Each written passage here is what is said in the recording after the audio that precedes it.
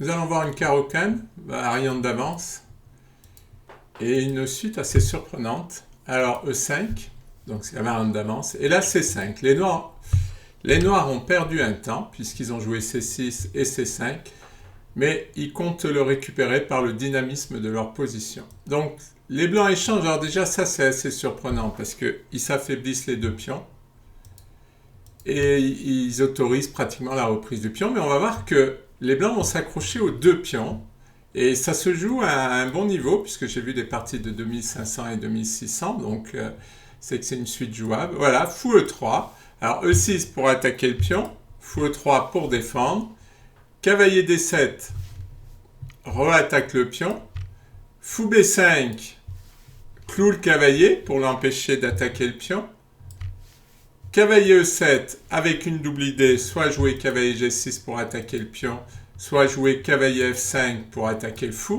qui défend le pion. Bon, les blancs défendent E5, cavalier F5, et là les blancs vont accepter les pions doublés, et ils vont jouer B4 pour essayer de conserver le pion. Alors je ne sais pas si c'est tout à fait conserver le pion, mais c'est en fait surtout attaquer sur l'aile dame finalement.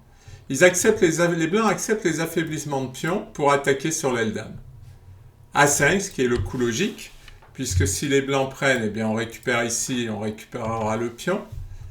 C3 pour protéger. Fou E7, là les noirs décident de mettre leur roi à l'abri, les blancs aussi.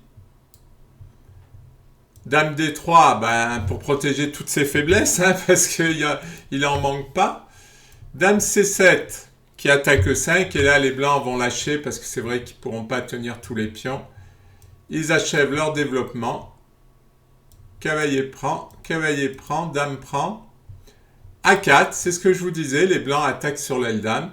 Et là F5 qui fixe la faiblesse, E3, qui ne pourra plus avancer. Ça, c'est un coup intéressant. Cavalier B3 pour attaquer A5. Alors c'est vrai que l'échange en B4 n'est pas très attrayant, parce qu'on va donner une majorité de pions.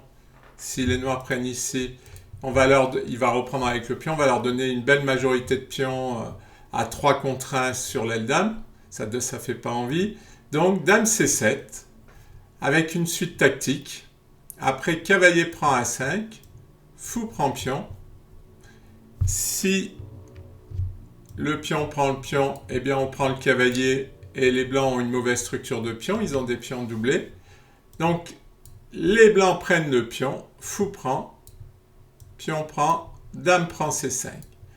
Et on se retrouve à égalité de pions. C'est surprenant après tous ces échanges.